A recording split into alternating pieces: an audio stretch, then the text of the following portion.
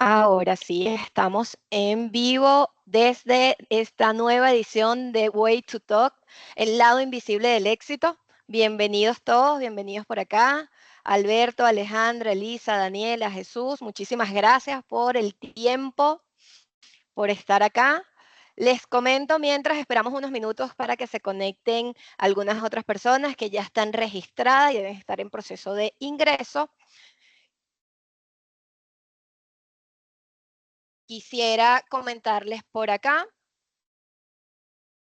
Bueno, Waybetter es una empresa de consultoría. Nos dedicamos a llevar todo un proceso de mejora de procesos, mejor dicho, para organizaciones. Los llevamos a un siguiente nivel. Revisamos procesos en el área de gestión humana, calidad, operaciones, manufactura, seguridad, higiene y ambiente.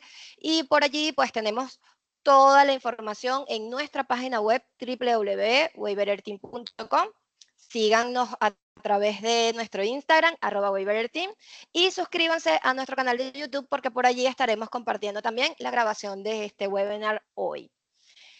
Importante, hoy vamos a trabajar a través de esta plataforma Teams. Para los que no han participado en ella, en la parte superior van a tener activados el icono de chat. Por allí, por favor, escríbanos desde dónde nos están escribiendo, si tienen alguna pregunta en particular, dudas. Igual van a tener la sesión de el icono de PIR, que es preguntas y respuestas, para que puedan hacer también sus consultas por allí. Les estaremos respondiendo al final de la presentación. Si hay alguna que podamos atajar en el camino, la estaremos respondiendo. Importante. Por fin, Daniela. Ajá. Creo que allí podemos pasar la lámina. Sí.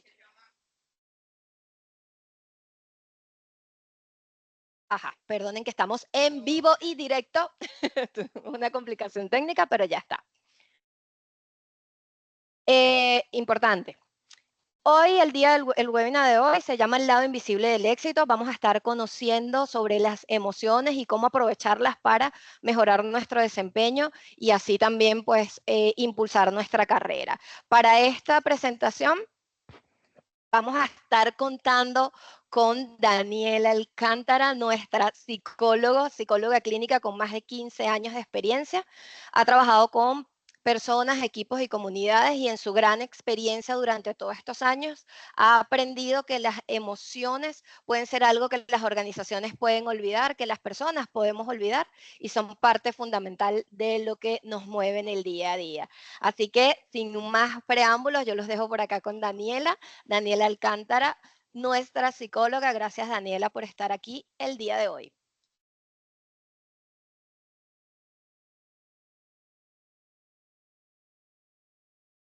¿Se escucha? No.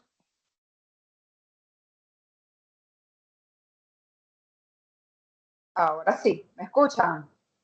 Ok, perfecto. Bueno, muchísimas gracias. Como dijo Mayeli, mi nombre es Daniela Alcántara, soy psicólogo clínico, ok, la especialidad en psicología clínica comunitaria. Entonces, me he dedicado a lo largo de mi carrera a trabajar con comunidades. Trabajé específicamente 8 años con la comunidad de Petare a través de Indedim. Allí desempeñé distintos cargos, pero siempre manteniendo lo comunitario, lo grupal como mira, y además en mi consulta privada. Entonces, bueno, un poco con toda esta experiencia de la consulta privada y el trabajo comunitario, pues he recogido en este último tiempo esta necesidad que pueden tener las empresas de entender esto que se habla en ya sea el consultorio o ya sea en el trabajo que se hace con las comunidades, que es, bueno, entender esto de las habilidades blandas, como lo dicen en el ambiente laboral, y bueno, de repente se puede entender como que habilidades blandas como una parte anexa, y hay que entender que definitivamente lo emocional no es un anexo o no es algo o no es un lujo que nos damos. Bueno, lo emocional es como un extra que está allí. Definitivamente lo emocional es algo vital en nuestras vidas y que no podemos ignorar, y lo que me he dado cuenta, tanto en mi consultorio como en el mundo empresarial, es que tiende a olvidarse lo emocional, ¿ok? Tendemos a tratar incluso hasta de hacerlo a un lado porque sentimos que hace ruido y hace daño. Y es todo lo contrario, porque al formar parte de nosotros tenemos que escucharlo. No hay otra opción. Entonces, esto es un poco lo que vamos a hacer el día de hoy, ¿ok? Evidentemente, a pesar de que mi mayor experiencia es a nivel terapéutico, no vamos a venir aquí a hacer terapia, ni yo les voy a decir cómo se tienen que sentir. Un poco la idea ahorita es abrir un espacio en donde vamos a mirar este tema emocional con otros lentes, ¿ok? Y empezar a hacernos preguntas como por qué evitamos hablar de las emociones en el trabajo y qué costo tiene esto sobre todo en el ámbito laboral, pero esto lo podemos traspolar a todos los ámbitos de nuestras vidas. ¿Ok? Entonces, vamos a ver ahorita otra cara del desempeño, porque tenemos la cara de, bueno, todo lo que nosotros nos preparamos cuando somos profesionales, todas nuestras habilidades y nuestras aptitudes para desempeñar nuestro cargo, pero también está esta cara que no se ve, que de repente es invisible o sentimos que no afecta, pero sin duda alguna es extremadamente influyente en todo lo que hacemos en nuestro trabajo y sobre todo en nuestro desempeño. Entonces, ¿qué es mi objetivo que se lleven de aquí? Bueno, que tengan nuevas preguntas, ¿ok? Que se lleven preguntas. O sea, quiero que se empiecen a cuestionar sobre este tema y sobre todo cuando logren ponerse estos lentes y regresar al trabajo, es ver qué estoy haciendo yo en el trabajo, en dónde se están metiendo mis emociones, qué siento.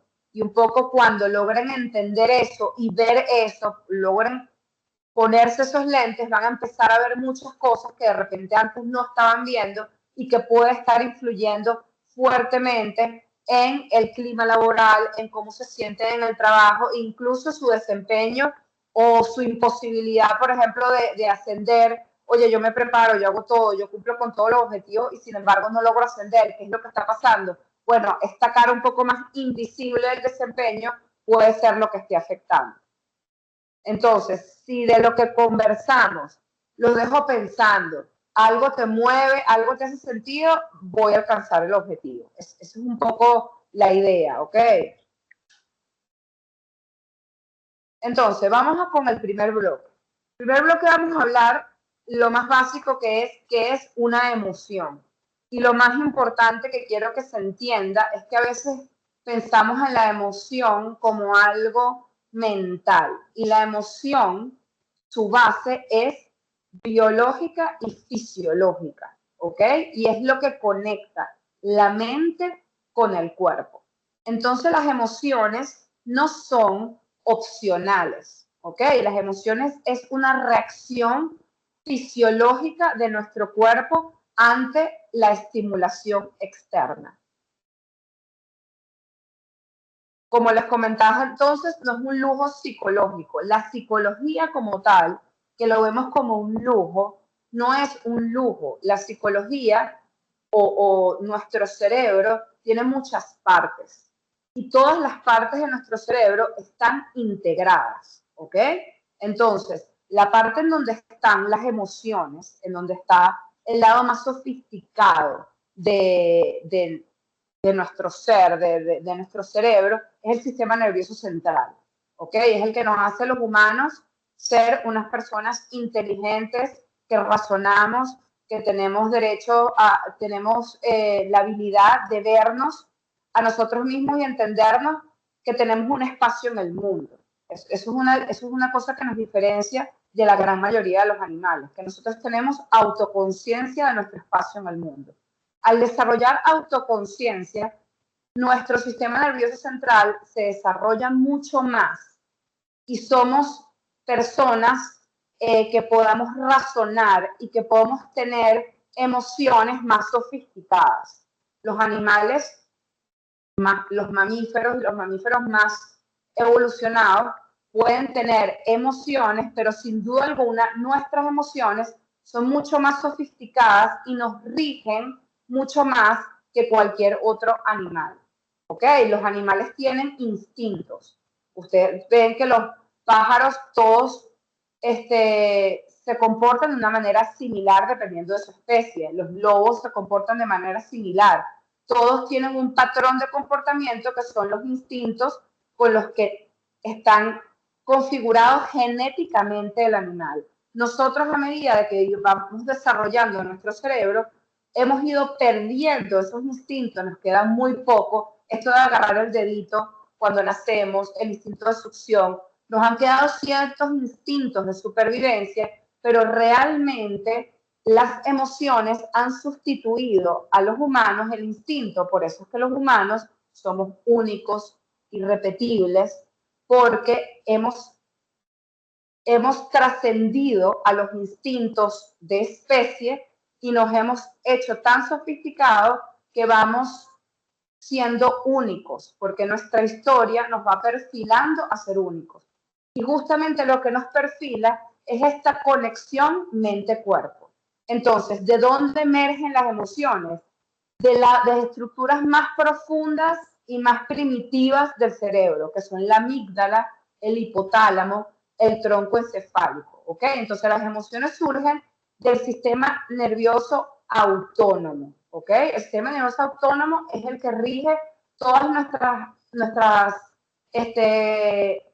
funciones del cuerpo que son automáticas. ¿Ok? Entonces, las emociones se activan a nivel automática en el cuerpo. Son una respuesta que prepara el cuerpo a la acción.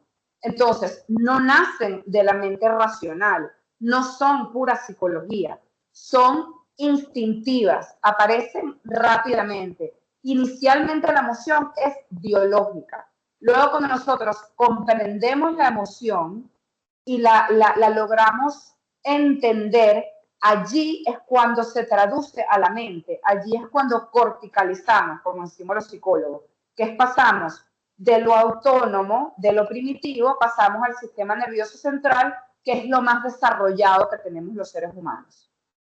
¿Ok? Entonces, por eso es que antes de decir estoy triste, siento nudo en la garganta. Antes de decir estoy molesto, apretamos los puños. ¿Ok? Entonces, el cuerpo es el primer indicador de la emoción. Y luego yo tengo que aprender a este indicador fisiológico ponerle nombre. Allí está lo sofisticado del ser humano, en ponerle nombre, entender y racionalizar aquello que el cuerpo me está expresando. ¿Ok? Entonces, esta conexión entre la mente y el cuerpo no es poesía, no es comeflorismo, es una realidad fisiológica, ¿ok? Y las emociones están conectadas directamente a nuestras rutas hormonales, ¿ok? Que ya hoy en día estamos entendiendo la importancia de las hormonas en absolutamente todo lo que hacemos. Entonces, las emociones están conectadas fisiológicamente a las rutas hormonales, a la liberación de neurotransmisores, a la modulación del sistema inmune. Por ejemplo, la psicoinmunología existe y es una rama científica respetada. ¿Ok? La psiconeurología también es una rama de médica sumamente respetada. Por ejemplo, hay muchos neurólogos o neurólogos infantiles que hacen estudios y posgrados en psiconeurología, porque es increíblemente importante para un neurólogo entender esta conexión entre lo fisiológico y lo que luego, al corticalizarlo, se transforma en psicología, se transforma en emociones, ¿ok? A ver, entonces, lo que les comentaba, de que el animal es instintivo, el humano es más emocional, ¿ok? Entonces, los animales tienen instintos genéticos para preservar especies. El instinto de la reproducción, todas estas cosas son instintivas para los animales. En cambio, en los humanos hemos ido desechando los instintos genéticos y hemos ido adquiriendo emociones complejas para regular vínculos, para tomar decisiones. Los animales tienen el rango de toma de decisiones está mucho más limitado porque sus instintos toman automáticamente las decisiones por ellos. El rango de toma de decisiones para los animales es mucho más pequeño, dependiendo evidentemente del tipo de animal, el rango es más pequeño o más grande. Para nosotros tenemos un rango de toma de decisiones amplísimo y por eso es que nos vamos haciendo cada vez más diferentes y únicos. Entonces, ¿qué quiero decirles con todo esto? Las emociones que nosotros reprimimos, si nosotros nos negamos a entender que las emociones forman parte de nuestra fisiología, al intentar sacarlas de la ecuación, no estamos haciendo que desaparezcan. Simplemente ellas van a actuar de otra manera, ¿ok? Por ejemplo, insomnio, gastritis, tensión muscular, el burnout no solo laboral, sino a nivel de todo. Ya cuando estamos en la casa que nos hablan y brincamos, que nos sentimos extremadamente irritados, eso es que estamos en burnout. Estamos saturados de emociones no vistas, saturados de emociones reprimidas, ¿ok? Entonces, todos los que sufrimos, claro, obviamente el insomnio, la gastritis, la tensión muscular puede tener otras raíces que no sean emocionales, pero lo emocional influye inmensamente en este tipo de sintomatologías. En el trabajo, por ejemplo, se traduce en silencios tensos, en chismes, esas oficinas en donde todo es un chisme. Normalmente eso es porque no se está gestionando adecuadamente el clima emocional de la oficina, que se lo vamos a hablar más adelante. ¿Ok? Sarcasmos en el equipo. Todas estas cosas van a afectar increíblemente el desempeño del equipo y la capacidad sobre todo del jefe o del líder para liderar a su equipo. Entonces, tenemos que dejar de ver las emociones como un problema. Ahorita cuando veamos los tipos de emociones, vamos a ver que la gran cantidad de emociones parecen negativas o difíciles o retadoras. Entonces, normalmente tendemos a ver las emociones como un problema. Estoy triste, estoy bravo, estoy frustrado, tengo miedo, tengo ansiedad. Todo esto lo veo como un problema. Pero no hay que verlo como un problema, hay que verlo que la emoción es un dato. Nuestro cuerpo nos está arrojando datos, nos está dando señales, ¿ok? Y nuestro trabajo es registrar esa señal y pasarla a la mente, ¿ok? Y realmente racionalizar qué es lo que está ocurriendo. Ponerle cerebro o utilizar nuestro sistema nervioso central para entender aquello que mi cuerpo me quiere decir. Esto es lo que hay que entender. Las emociones no son, no es que esta es demasiado emocional, no es que esta es demasiado sensible. No es una cosa, no es un error, no es un defecto, no es un problema. Es algo que tenemos todos los seres humanos. Es algo que los seres humanos hemos evolucionado para que las emociones cada vez tengan más fuerza en nuestro día a día, porque el instinto ya perdió vigencia. Ya no podemos andar en automático en donde nuestro cuerpo nos diga hacia dónde tenemos que ir. Las emociones son la brújula que nos dicen hacia dónde tenemos que ir. Es nuestro cuerpo comunicándose.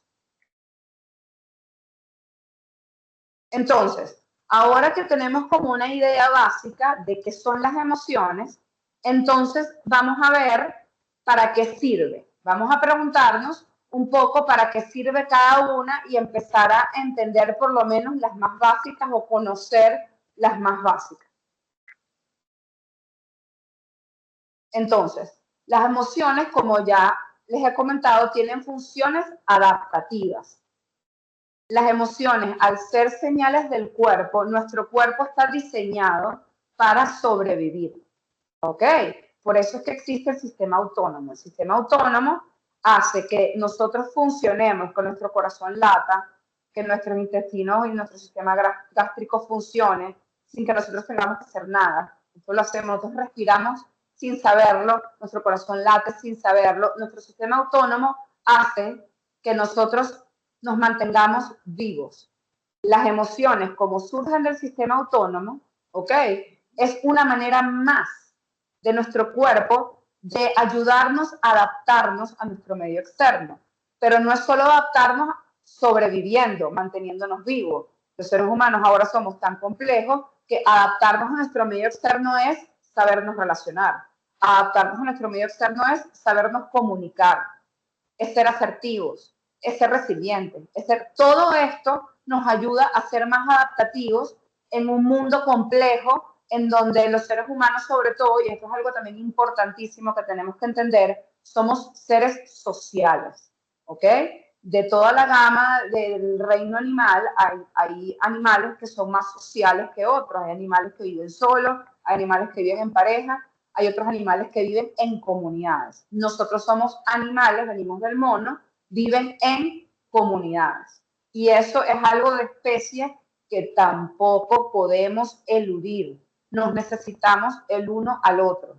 Entonces, mientras más nosotros podamos entender nuestras emociones, vamos a poder controlarlas de una mejor manera y ser más asertivos a la hora de comunicarnos con los otros. Entonces, esta lista que les puse aquí son las emociones más básicas. Esto se va haciendo capas y capas y se van complejizando las emociones. La lista es más larga, pero estas son las más básicas. Los que vieron intensamente ya saben que al principio estaban estas. Estas son las básicas. ¿Ok? Pero cuando Riley creció, salió la película 2 y se agregaron personajes, porque se agregaron emociones más complejas, como puede ser la ansiedad, etcétera, etcétera, como se fueron agregando. Ahorita vamos a hablar de las básicas porque tenemos poco tiempo. Entonces, el miedo. El miedo nos protege del peligro físico y emocional. Todos los que hemos sentido miedo sabemos que no solo sentimos miedo por nuestras vidas, sentimos miedos por perder a alguien querido, sentimos miedo de equivocarnos, sentimos, o sea, el miedo no solo es a tener un peligro físico de que tengo miedo de ser dañado o físicamente o de morir, sino que también hay miedo y de hecho el más común es el miedo emocional, ¿ok? El miedo tiene tres, y esto es algo, como es sumamente adaptativo, el miedo es una emoción extremadamente adaptativa. Hemos mantenido instintivamente tres maneras de enfrentar el miedo. Esto es algo instintivo animal, lo tenemos casi todos los animales. Ante el miedo tenemos tres reacciones: escape, ataque o parálisis. Dependiendo del tipo del estímulo y de la eminencia del estímulo, escogemos uno u otro. ¿Ok? Por ejemplo, vemos que cuando un animal, lo podemos ver en Nat Geo o en Discovery Channel, cuando vemos que un animal es eminente, que tiene el depredador encima, a veces la reacción es paralizarse. Te quedas frío porque el peligro es eminente y ya no puedes hacer nada. Si sientes que tienes los recursos, vas a atacar. Te vas a tratar de enfrentar a ese peligro para ver si lo puedes superar. Y el otro es el escape. a pesar de que esto es como muy instintivo, primitivo, animal, estas tres reacciones también son emocionales, pero ya las utilizamos más como un estilo de personalidad, ¿ok?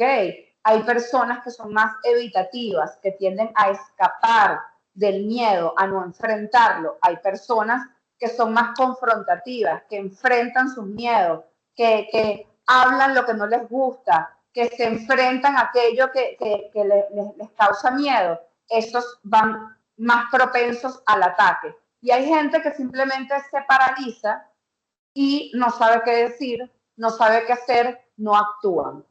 ¿Ok?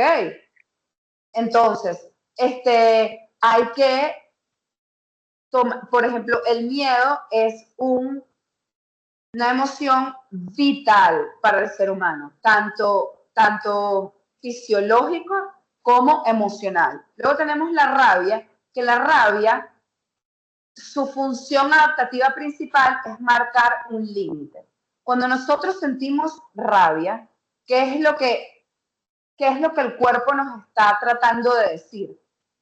Algún límite fue transgredido, algo pasó que a ti, que fue más allá de lo permitido.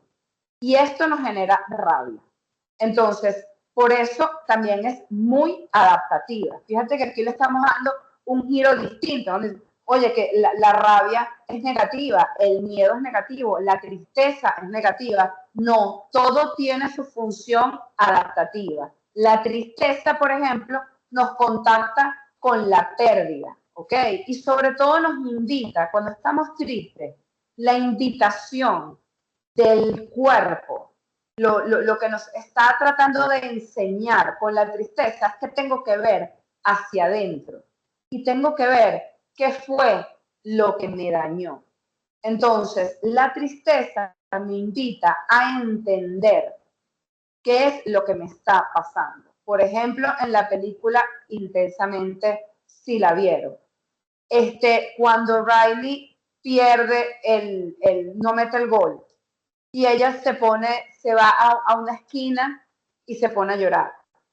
Esa tristeza invita a que los demás vengan a verla, digan qué le pasa. Cuando uno logra expresar la tristeza, el otro puede atenderla, e incluso yo mismo, ¿ok?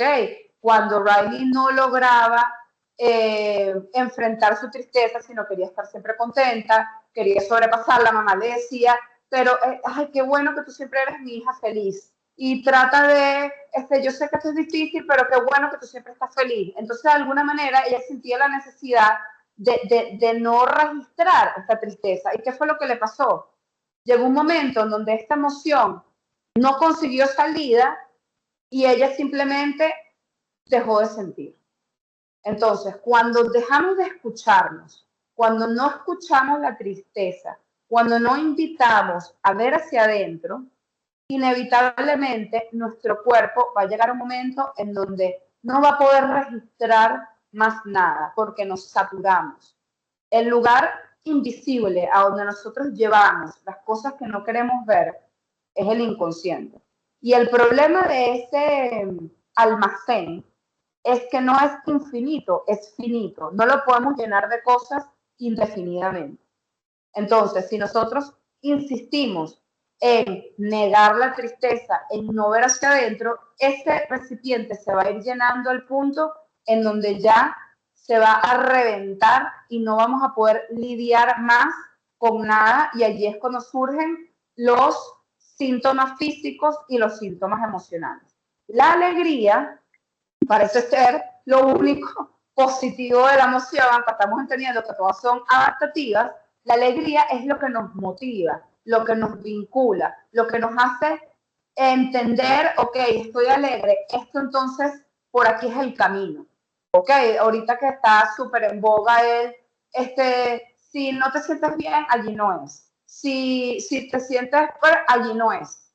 Eso es una sobresimplificación, porque no tenemos que simplemente rechazar o huir de cuando nos sentimos tristes o cuando algo no nos gusta. A veces hay que enfrentarlo para poder crecer. pero definitivamente la alegría es la brújula para nosotros entender en dónde nos sentimos cómodos, en dónde nos sentimos contentos, cuál es el camino, ¿ok? Y el asco es nuestra reacción también muy adaptativa y muy fisiológica a rechazar lo dañino, pero también es emocional. El asco, cuando dices me siento asqueado de lo que esta persona me hizo, es rechazar emocionalmente lo que esta persona hizo. Es entender, el asco me hace entender que esto es algo que definitivamente yo no quiero. ¿Ok? Ya sea porque le hace daño físico a mi cuerpo o porque hace un daño emocional. ¿Ok? Entonces, cada emoción nos trae un mensaje. Como les dije, son brújulas a interpretar. En el trabajo tendemos a sentir que debemos ser como seres sin emociones, porque las emociones son señales como de debilidad. O sea, pensamos que si demostramos tristeza en el trabajo somos débiles, o si siento rabia, mejor me tengo que quedar callado porque no quiero generar un conflicto o no quiero hacer entender que yo no puedo manejar este tipo de sentimientos o este tipo de emociones, ¿ok? Entonces tenemos una sensación de que en el trabajo es un espacio para dejar las emociones a un lado. Y si fuésemos de repente otro tipo si fuésemos máquinas, tal vez fuese positivo. Bueno, vamos a dejar todo esto, vamos a hacer máquinas simplemente que se mueven en función a metas concretas y listo. Pero desgraciadamente el cuerpo no funciona así. Entonces, no podemos dejar las emociones a un lado dependiendo del lugar en donde estamos. Las emociones nos acompañan al trabajo, las emociones están en la casa, las emociones están en todos lados.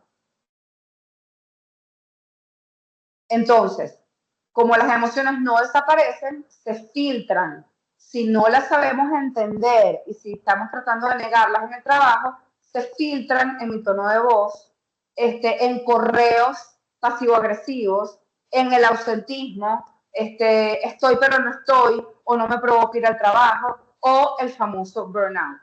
¿Okay? Cuando yo empiezo a negar que esto que me están haciendo me da rabia, que esto me está generando sensaciones de desplazamiento, que cuando yo empiezo a tratar de negar todo esto y de no comunicarlo, inevitablemente me van a pasar algunas de estas cosas que están viendo aquí, entre muchas otras. Entonces, ¿qué es lo que más nos cuesta procesar? Evidentemente, son las emociones difíciles o negativas. Vamos a empezar a llamarlas difíciles para no darles como una mala connotación. Por ejemplo, la tristeza y la rabia son las emociones que son, y el miedo, son las emociones como que más difíciles de manejar y de entender cómo gestionarlas, sobre todo en un ambiente que sentimos que es tan estéril como el trabajo. ¿Ok? Y para entender un poco la importancia de este tipo de emociones, el ser humano, yo voy a ver una metáfora que me gusta mucho, que la vi en internet hace un tiempo y me parece que ejemplifica perfecto la importancia de las emociones difíciles en el ser humano. Entonces, la langosta es un animal blando que está cubierto de una concha dura. ¿Ok? De un caparazón.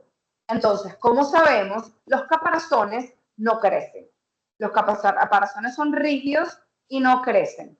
Lo que crece es el animal que está por dentro. Por eso es que los moluscos y este tipo de animales tienden a cambiar sus caparazones. Por ejemplo, la langosta crea su propia concha, pero hay otros animales que simplemente van buscando distintas conchas, se cambian de una concha u otra para poder caber dentro de esta concha, porque ellos van creciendo y esta concha se les va quedando pequeña.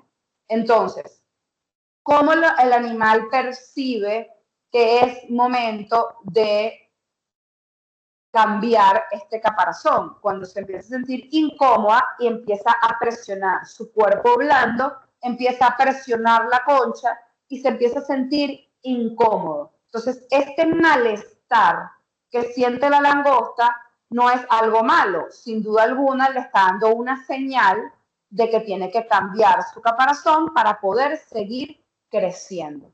¿Ok? Entonces, para hacerlo, y esto es una parte importantísima, para hacerlo, se esconde en una roca, consigue un lugar seguro, porque en el momento en donde yo me quito este caparazón para poder mudar a uno nuevo, yo quedo desprotegido. ¿Ok? Entonces, en el momento de desprotección, yo necesito ir a un lugar seguro mientras estoy desprotegido y mientras estoy formando una nueva concha. Entonces, la langosta queda vulnerable, blanda, pero gracias a eso crece un nuevo caparazón y se hace más grande y más fuerte. Entonces, ¿qué quiero decir con esto? Que la única manera de crecer, es sentir incomodidad.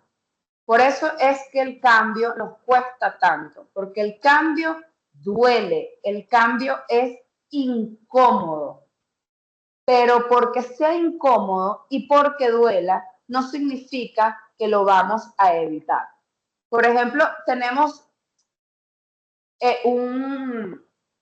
es común entender que a los hombres les cuesta más manejar las emociones que a las mujeres. Esto es fisiológico, porque sin duda alguna el cerebro de las mujeres está hecho de una forma en que registra de una mejor manera las emociones y sobre todo como nosotros favorecemos, nuestro cerebro favorece más el lenguaje que los hombres, tenemos mucho más desarrollado ese lado del cerebro que los hombres, por el lenguaje podemos entonces poner mejor las cosas en palabras y por ende poder gestionar mejor las emociones.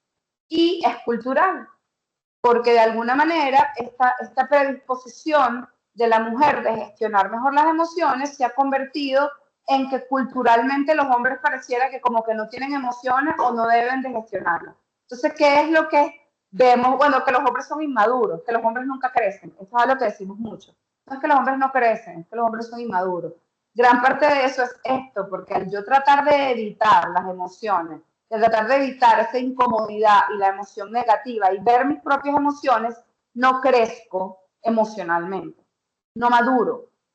Ahorita que estamos viendo que se está criando a los hombres y a las mujeres de una manera diferente, y este tema de los hombres no lloran, y esto nos hemos ido deslastrando un poco de estas cosas, estamos viendo cómo estamos teniendo una nueva generación de hombres más maduros que gestionan mejor sus emociones, que son mejores parejas, que son mejores gerentes, que están como potenciados. Y esto lo da eso, que tenemos que entender que las emociones son importantes y sobre todo las emociones negativas y que no hay manera de crecer emocionalmente, de hacernos mejores personas si no vemos esto y si no entendemos de que tenemos que sufrir, tenemos que sentirnos tristes, tenemos que sentir rabia, tenemos que sentir miedo y tenemos que aprender a transitar estas emociones para poder crecer. No hay otra manera de crecer, es imposible.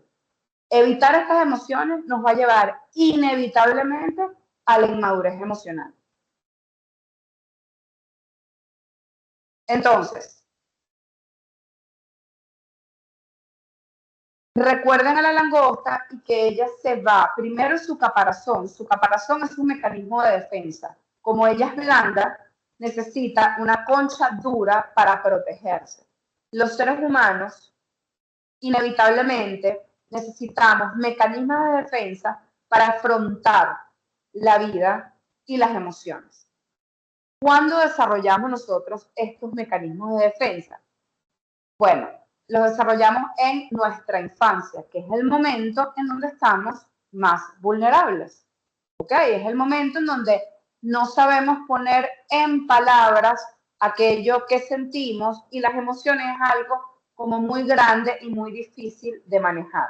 Entonces, los mecanismos de defensa simplemente lo que son es estrategias automáticas e inconscientes. ¿Qué quiero decir que son automáticas? Que nos salen sin nosotros darnos cuenta. Nosotros nos defendemos emocionalmente sin darnos cuenta, ¿ok? Y nos sirve para protegernos del dolor emocional. Entonces, no siempre queremos o podemos sentir las cosas a flor de piel. Por eso desarrollamos estos mecanismos de defensa. Nos ayudan a sobrevivir emocionalmente cuando algo nos duele demasiado. Entonces, cuando somos niños, como les explicaba, es que surgen estos mecanismos de defensa. Nuestros padres son vitales en este momento, porque son nuestros padres los que nos van a ayudar a poner en palabras y a entender este mundo emocional que todavía no sabemos ponerle palabras. Pero nuestros padres son seres humanos que también vienen de una infancia en donde no supieron manejar y entonces no somos perfectos. Ningún padre es perfecto. Y por ende, todos vamos a desarrollar mecanismos de defensa porque va a ser imposible evitarle al niño de todas las experiencias dolorosas o de cosas que no pueden entender. No vamos a poder estar allí para nuestros hijos al 100% para lograr traducir todas estas cosas y de repente no vamos a poder tener tampoco la madurez emocional perfecta para poder traducir todo esto. Entonces, todos los seres humanos desarrollamos mecanismos de defensa en el momento de mayor vulnerabilidad, que es la infancia. Pero estos mecanismos de defensa no se quedan en la infancia, sino que se nos acompañan en la adultez. ¿Ok?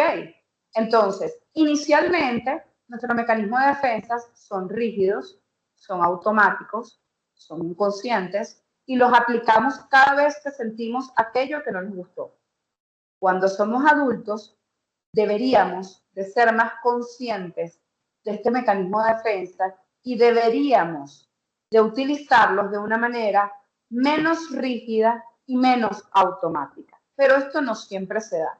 Mientras más difícil nos es o menos disposición tenemos de entender nuestras emociones, menos control vamos a tener sobre nuestro mecanismo de defensa. Entonces, para enlistar, también estos van desde los más simples hasta los más complejos, pero para enlistarles unos cuantos, podemos tener la negación, que es, asumo que todo está bien, actúo como si todo está bien, cuando por dentro las cosas no están bien. Proyección, digo, ay, pero es que esta mujer es controladora, cuando soy yo la que soy controladora, la que no sabe soltar, la que yo entonces veo en el otro todo lo que yo no logro gestionar o manejar. Racionalización, trato de ponerle demasiada cabeza, trato de intelectualizar o todo lo que pasa. Todo porque es que me votaron es porque en vez de decir me siento mal porque me votaron, no, la verdad es que no pasa nada porque en la oficina habían problemas económicos y sin duda alguna había que hacer recorte de personal y bueno, yo entré allí y no había más que hacer. No hay tu tía, te tienes que sentir mal, pero tratas de racionalizar y justificar para no sentir la emoción. El humor excesivo. Fíjense, por ejemplo, cuando en los comediantes es muy común que los comediantes sufran de depresión.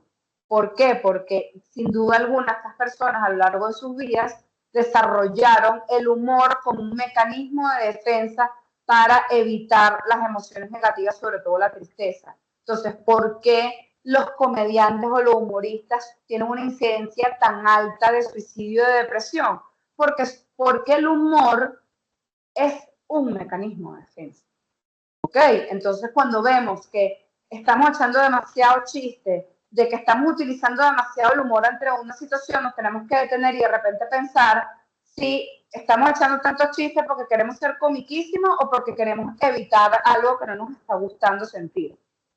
Luego, el desplazamiento es descargar con quien no corresponde. Por ejemplo, tienes un problema en el trabajo, te callas en el trabajo porque este no es lugar en donde mostrar emociones, y luego llegas a la casa, le pegas 3 gritos a tus hijos, te peleas con tu esposa, que no tenían nada que ver con lo que estaba pasando. Entonces tú te tragaste una emoción, no la expresaste de manera adecuada y desplazaste a través de otra, como por ejemplo, si te sientes triste, muestras rabia en la casa.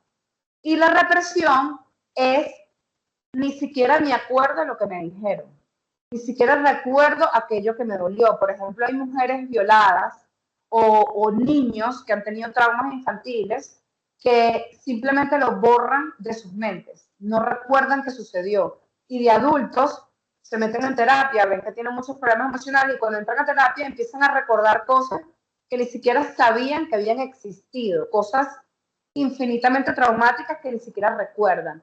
Eso también es un mecanismo de defensa. Entonces, tenemos que entender que las defensas no son malas, que también son una capacidad adaptativa del ser humano para enfrentar el mundo. Fueron necesarias cuando íbamos creciendo porque estábamos muy vulnerables, no sabíamos cómo gestionar nuestras emociones, pero el problema es, como les dije, cuando se vuelven rígidas y automáticas, porque nos desconectan de lo que sentimos, porque los mecanismos de defensa están allí para ayudarnos a no sentir aquello que no podemos gestionar cuando éramos niños, pero cuando somos adultos tenemos que ir atajando esas cosas y ir dándonos cuenta que no podemos utilizar estos mecanismos de defensa para todo, para todas las situaciones emocionales, porque nos vamos a desconectar de nuestras emociones y al desconectar de nuestras emociones ya nos dimos cuenta que nos desconectamos de las señales que nos están viendo en nuestro cuerpo y nos enfermamos, empiezan a salir síntomas físicos y empezamos a tener problemas emocionales, como les dije, con nuestros vínculos de comunicación, etc. Entonces, como les dije, los traemos a la vida adulta y los traemos al trabajo también. En el contexto laboral también existen estas defensas y se convierten en la cultura emocional de la oficina o de la institución, porque desarrollamos también defensas colectivas. ¿Ok? Entonces, por ejemplo, humor cínico en reuniones, el mandato, y esto lo estoy hablando del equipo, o sea, no sé si ustedes lo han experimentado, pero hay equipos en donde todo es una acidez, en donde todo es una punta, en donde todo es una cosa de doble sentido. Y es parte de la cultura, o sea, es como que si tú trabajas en esta oficina, tú tienes que saber que aquí todo va a ser doble sentido, que aquí es un cinismo, se genera como una cultura organizacional alrededor de eso. El mandato de siempre estar bien. Por ejemplo, tenemos un jefe demasiado positivo, que no, que aquí no se siente mal, aquí todo vamos para adelante. Entonces empezamos a que todo el equipo se siente forzado a siempre estar bien, a siempre actuar como que si nada le molesta, como si nada le afecta, para poder funcionar dentro de ese equipo. O sea, no, esto es como un mandato. Sentimos que si no hacemos esto, nos dejan atrás. Y evitar el conflicto, por ejemplo, también es otro mandato, un mecanismo de defensa colectivo que se genera en el trabajo. Entonces, aquí esto es una frase muy bonita. El reconocer los mecanismos de defensa no es como tratar de ver nuestros defectos, es recuperar la opción de elegir cómo queremos responder. Porque los mecanismos de defensa son automatismos. Si nosotros queremos tener la opción de responder como queremos, tenemos que inevitablemente ver hacia adentro. Para poder liderar con más conciencia y no estar en piloto automático. Muchos de nosotros vamos por la vida, no solo por el trabajo, por la vida en piloto automático. Y eso es lo que tenemos que evitar. Me encanta hacer referencias a películas porque me encanta hacer como simbología. La película Click no sé si la recuerdan, del hombre que tenía el control y podía modificar y poner en fast forward en la vida y echar para adelante y para atrás, de Adam Sandler. Él empezó a utilizar el modo piloto automático y de repente perdió su vida. Para tratar de evitar, cuando había una pelea, ponía el piloto automático. Cuando se sentía mal porque su jefe le exigía, ponía el piloto automático. Y de repente se dio cuenta que llegó a viejo y no se dio cuenta de lo que pasó. Porque no podemos evitar las emociones negativas ni los momentos malos de nuestras vidas. Tenemos que atravesarlos.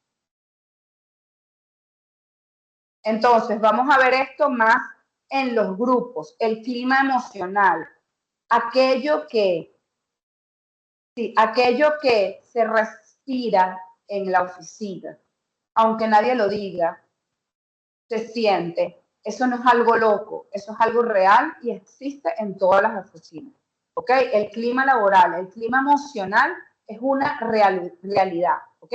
Es la atmósfera afectiva que moldea cómo trabajamos, decidimos y nos vinculamos dentro de la oficina. Es una realidad que está allí. ¿Ok? Entonces, por ejemplo, ¿qué tensiones invisibles podemos ver?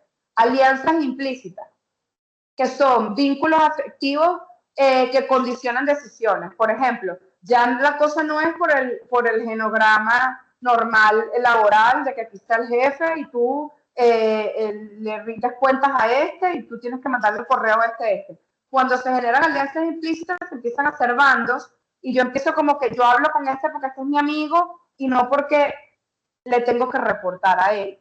¿Ok? Por ejemplo, ahí entonces se generan los bandos emocionales, que empiezan a fragmentar los equipos, que empiezan aquí están ellos y aquí estamos nosotros. Jerarquías afectivas, empiezan a generarse jerarquías, de repente se empiezan a formar patrones de liderazgo o una persona que más escucha, que no necesariamente es el jefe, pero se empiezan a generar, dependiendo de cómo se comportan o cómo es la personalidad de esa persona, se empieza a generar una jerarquía totalmente distinta a la organizacional. ¿Ok? Y las exclusiones emocionales. Una persona en la oficina a la que nadie le habla, o una persona en la reunión que nunca se le da la palabra. Que tú dices, bueno, pero esto es un colega tan importante como cualquiera de nosotros, pero de alguna manera ese clima emocional genera estas exclusiones porque cuando no lo vemos y no lo sabemos gestionar, ocurren todos estos tipos de cosas. Entonces el conflicto deja de ser profesional, los problemas dejan de ser lo operativo, la cosa se vuelve personal, ¿ok? Y allí es cuando empiezan realmente los problemas en la oficina, se empiezan a ver cómo dejamos de funcionar adecuadamente y cómo baja nuestro desempeño laboral por este tipo de cosas.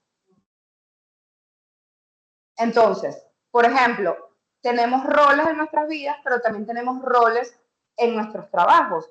Y son roles emocionales que nadie nos da. Tenemos nuestros roles que nos dan cuando entramos a una organización y luego tenemos los roles que nos da el clima emocional y que nos da también nuestra personalidad y cómo nos insertamos nosotros al grupo. Por ejemplo, el complaciente, que evita el conflicto y cede demasiado. ¿Cuál es la consecuencia? Se sobrecarga y genera resentimiento. Entonces llega un punto donde dice, oye, pero es que a mí todo siempre me lo dan a mí, yo siempre soy el que trabaja más. Bueno, tal vez no es que los demás te ponen responsabilidades, tal vez es que tú eres tan complaciente que te cargas de ese trabajo sin darte cuenta. Entonces, esto se los voy a decir también, es muy importante. Nuestros problemas emocionales y nuestros mecanismos de defensa y nuestras dificultades para vincularnos, es mucho más fácil verlas en el trabajo que verlos en nuestra vida privada. ¿Por qué? Porque los vínculos que tenemos con nuestros colegas son menos profundos de lo que podemos tener con nuestro papá, con nuestra mamá, con nuestra pareja, con nuestros hijos, con nuestros amigos. ¿Ok? Entonces, estas cosas son importantes verlas en el trabajo, porque a veces son las ventanas a ver problemas que tenemos.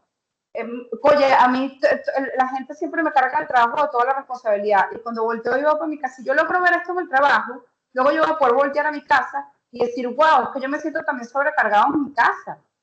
yo también tengo esta desigualdad en mis vínculos más profundos, pero esto lo logro ver mejor en mi trabajo, ¿ok? El salvador, el que lo resuelve todo, el evitativo, el que está en una esquinita que no opina, que genera esto, bueno, malentendido, que la persona piensa de que no está interesado cuando no es falta de interés, sino simplemente un mecanismo o un rol emocional. Y el ausente, que simplemente, pues, está físicamente ahí, pero está totalmente desconectado. ¿Ok? Se nos está acabando el tiempo, vamos a tener que pasar así como recontra mega flash las cosas, definitivamente. Estos temas son extensos. Entonces, el grupo distribuye lo emocional, pero si nadie lo ve, se convierte en un patrón que se va repitiendo y se convierte en un problema. O sea, cuando el complaciente termina siendo el que siempre recibe la carga de la oficina, si nadie lo ve, eso se va a transformar en un problema. No sé si vamos a tener tiempo de ver todo, pero entonces vamos a hablar del tema del líder, ¿ok? Porque es muy importante entender que el que modula todo esto en la oficina debe de ser el líder, ¿ok? Igualito como cuando somos niños que necesitamos a nuestros padres nos traduzcan, el líder debería de ser el que traduce esto en la oficina, ¿ok? Entonces, el líder no es solo el que coordina tareas, el líder tiene que sostener el clima emocional del grupo. Y esto no significa que me voy a convertir en el terapeuta del grupo. Esto no significa que yo voy a convertirme en el confidente, que me voy a sentar a hablar sobre mi divorcio con mi jefe. No. El trabajo del jefe es manejar las emociones colectivas, manejar las emociones del clima emocional. Eso es lo que el jefe tiene que gestionar, ¿ok? Y dar un espacio a lo emocional. Debemos, como líderes dentro de nuestras oficinas, brindarle ese espacio a nuestros trabajadores para evitar todo lo que he hablado que se puede generar en una oficina, lo que he hablado anteriormente. ¿Ok? Entonces, ¿cuál es el error más común de un jefe? Bueno, que si soy muy empático, entonces confundir contención con sobrecargarme. O sea, que sentir que tengo que hacerle tuna a todos los trabajadores. Confundir firmeza con frialdad. ¿Ok? Entonces, yo siento que tengo que ser firme, entonces no puedo mostrar emocionalidad, no puedo mostrarme cercano, no puedo mostrarme empático, porque eso me va a hacer ver débil. ¿Ok? Entonces, eso genera una desconexión con el líder donde pierdes tu capacidad de liderazgo. Y luego confundir empatía con permisividad. Decir, no, es que si yo me pongo a ser empático y a entender al otro, entonces me van a pasar por encima. Hay que entender que se puede lograr todas estas cosas sin ser frío, sin ser permisivo, etc. Entonces, ¿qué es lo que yo quiero que se lleven de aquí? Quiero que, mira, hoy apenas abrimos una pequeña puerta, fíjense que ni siquiera dio tiempo como de ir paso a paso todas las láminas porque esto es un tema extenso. De hecho, la idea es, nosotros tenemos organizado un curso de 4 días, de 2 horas cada día, ¿ok? Que la idea es transitar por todo esto con calma para ir entendiendo todas estas cosas y sobre todo para ir dándoles herramientas a ustedes de cómo puedo yo gestionar esto en mi vida personal y en mi trabajo. ¿Ok? Entonces aquí apenas abrimos una puerta de estas cosas que muchas veces no se nombran, que nos parece que son un lujo, que nos parece que son algo bonito, que bueno, para cuando haya tiempo, no sé, eso, después de cuando termine todo este chorrero de cosas, no, es que tener todo este chorrero de cosas y las emociones están ocurriendo en paralelo, ¿ok? Entonces es una variable real que influye tanto como el conocimiento técnico. O sea, las emociones y tu gestión efectiva de las emociones son tan importantes como la universidad de la que te graduaste, como tu experiencia laboral. Es así de importante. Aquí hemos hecho cursos también, Mayheli ha hecho cursos de recursos humanos y una de las grandes partes que se toman en cuenta a la hora de reclutamiento y selección de personal es precisamente la parte emocional. Porque tenemos que entender que si dejamos eso a un lado, vamos a meter a una persona dentro de nuestro equipo que no sabemos cómo nos puede modificar nuestra dinámica laboral y cómo puede afectar nuestro desempeño a pesar de en papel ser perfecto.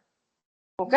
Entonces tenemos que entender que esto afecta nuestro desempeño, que esto afecta nuestra toma de decisiones, que afecta cómo nos vinculamos, y en la oficina es inevitable generar vínculos asertivos con nuestros colegas, nuestros jefes y nuestros subalternos, afecta cómo lideramos y afecta cómo sobrevivimos el día a día laboral y no estar sobrecargados y no ser, que el trabajo no se nos convierta en una pesadilla. ¿Ok? Entonces, aquí yo pongo, no se trata de ser comeflor, ¿ok? Y esto no se trata de caramelitos emocionales, sino que lo que quiero que se lleven hoy es que entiendan es que esto es fisiológica, esto es una realidad humana que si la desatendemos nos va a traer problemas en el trabajo.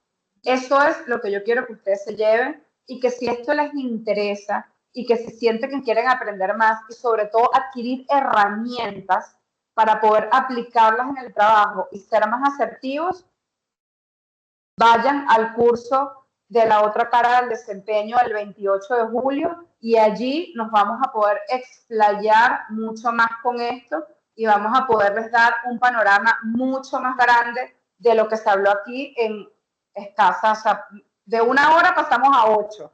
O sea, imagínense las cosas que se logran.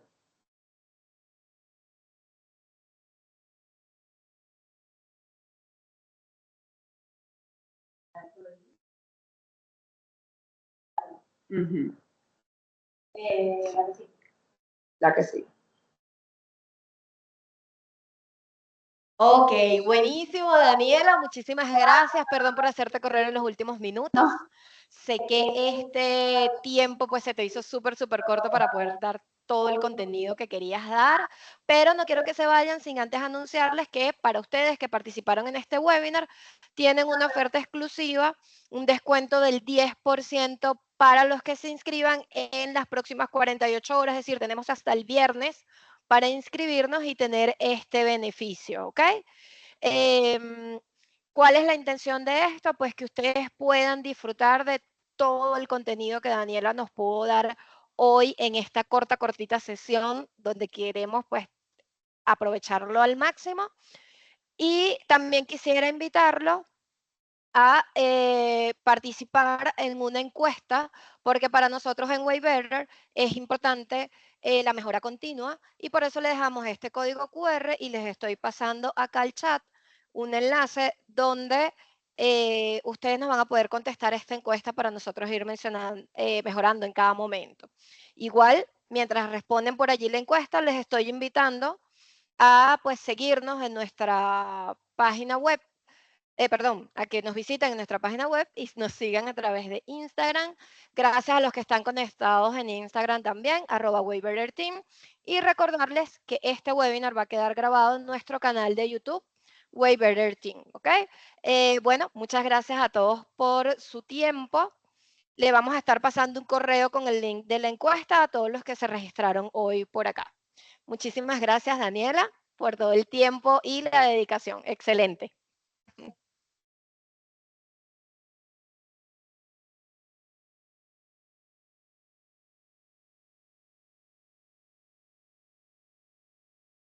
Así es. Gracias.